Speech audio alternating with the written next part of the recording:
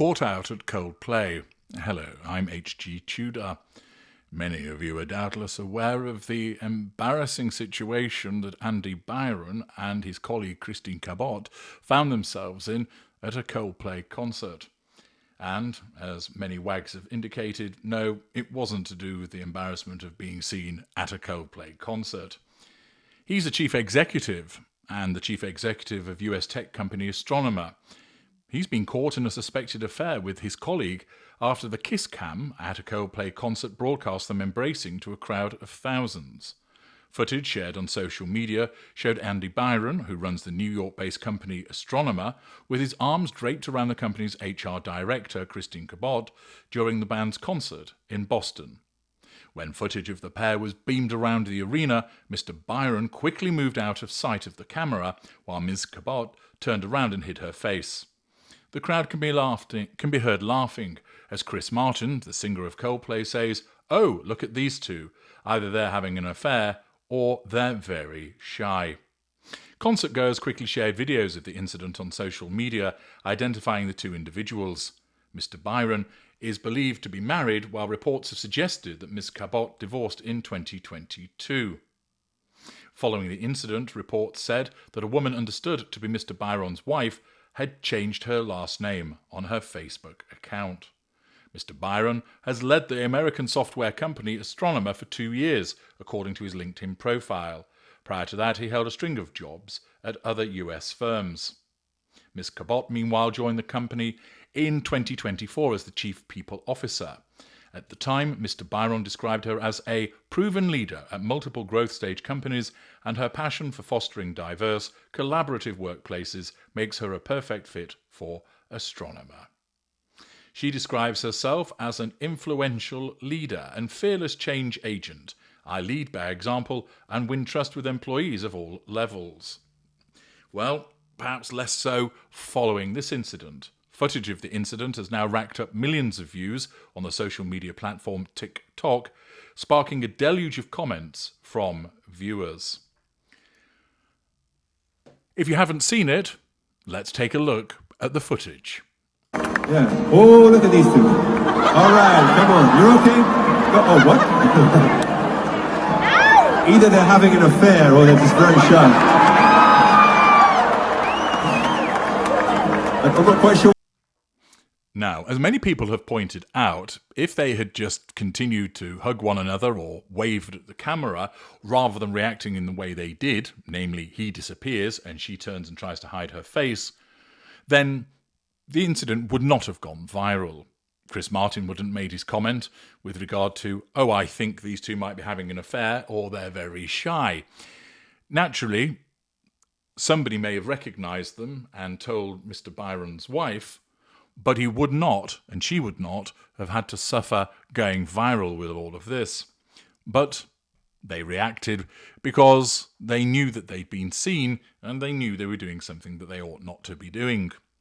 But what does this tell us about Andy Byron in particular? And I'm focusing on him because, as I understand it from that news report, Miss Cabot is divorced. But also I'm focusing on Andy Byron as a consequence of his response to what has happened.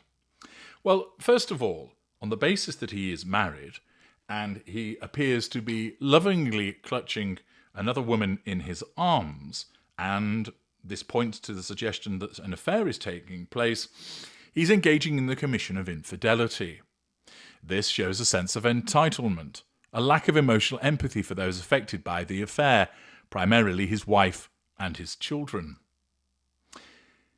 Secondly, the fact that he is having an affair with a colleague shows a lack of boundary recognition and a failure to recognise the professional boundary that ought to be in place. Thirdly, in respect of his response, the reaction that he exhibits shows that he recognises that it is problematic, and might that be a response to what presents as a clear threat to control. Now, I don't know Mr. Byron, and I don't know enough about him, and I haven't looked further into his life and his previous behaviours to make an assessment as to what he might be. But what I can highlight for you is that there are certain narcissistic indicators about his behaviour which would cause the narcometer to start flashing. Doesn't mean that he's a narcissist, but it's useful in demonstrating that he's exhibiting certain narcissistic indicators with his behaviour. Now, so far, we would have an individual who's engaging in infidelity with a colleague. So there are a couple of indicators there. But there are plenty of people that engage in infidelity and they're not narcissists. There are plenty of people who have workplace relationships. They're not narcissists. And there are plenty of people who have workplace affairs and they are not narcissists. But those behaviours that I've identified are narcissistic indicators. They're narcissistic behaviours, but they don't, of themselves, mean the individual is a narcissist. As you know, we need to look at more indicators over a sustained period of time. Well, Mr. Byron, in response to having gone viral, issued a statement, and his statement reads as follows. I want to acknowledge the moment that's been circulating online and the disappointment it's caused. What was supposed to be a night of music and joy turned into a deeply personal mistake playing out on a very public stage. I want to sincerely apologise to my wife, my family, and the team at Astronomer. You deserve better from me as a partner, as a father, and as a leader. This is not who I want to be, or how I want to represent the company I helped build. I'm taking time to reflect, to take accountability, and to figure out the next steps, personally and professionally. I ask for privacy as I navigate that process. Now, what do you note from that apology so far? There's a little bit more which I'll turn to in a moment. It's mainly about him, isn't it? This isn't what I want to be. This isn't how I want to represent the company. I'm taking time to reflect. I'm taking accountability. I'm figuring out the next steps. Nothing about, I've devastated the trust that my wife has placed in me. I've proven to be an embarrassment to my children. I've proven myself to be a poor role model. I've trashed my company's values. None of that. It's all me, how I feel. And therefore, it tends to suggest that this is a statement that's born out of false contrition. And it's rather self-absorbed, which again is another narcissistic indicator. They're rather racking up, aren't they, in relation to Mr. Byron? But he continues. I also want to express how troubling it is that what should have been a private moment became public without my consent. I respect artists and entertainers, but I hope we can all think more deeply about the impact of turning someone else's life into a spectacle. So you've been slipping a crippler to your colleague when you're married, and then exhibiting a sense of entitlement and arrogance. You go to a concert with her. You are in a public place, knowing that you could be spotted by someone, but you don't give a shit about that because you're arrogant. And then, when you happen to get caught out on a kiss cam, which is one of those things that happens at concerts and public events, particularly in the United States, you then play the victim and say, it's troubling, and it should have been a private moment, and it became public without my consent. Kiss my backside, Mr. Byron.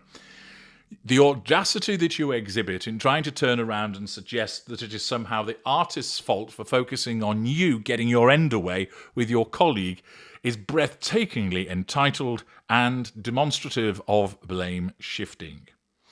He also finalises his statement with, as a friend once sang, lights will guide you home and ignite your bones, and I will try to fix you. No idea what the fuck that shite means, but it strikes me as rather highfalutin on his part, and perhaps is an attempt to sound knowledgeable when he's not. But trying to suggest that other people are responsible for his behaviour is blame-shifting extraordinaire. And again, these indicators are racking up for him. The commission of infidelity, the transgression of a workplace boundary, the absence of emotional empathy with regard to his behaviours, the false contrition, the self-absorbed nature of his supposed apology, and then the rampant blame-shifting. Now, I emphasise, I can't say from just this material alone that Mr. Byron is a narcissist, but he's certainly behaving in the way that one might expect a narcissist to do so in such circumstances. And it would be interesting to examine more of his behaviours and his life to see if he would cross that threshold. All one can say at this juncture, having exhibited these behaviours, there are certain narcissistic indicators. For Miss Cabot, well, she presumably knows that he's married, and if it's correct that she's divorced, she's interfering in somebody else's relationship, which of course shows a lack of emotional empathy for Mr. Byron's wife. It could be, of course, she's been fed a story by Mr. Byron, or she just doesn't give a rat's ass because she's a selfish individual.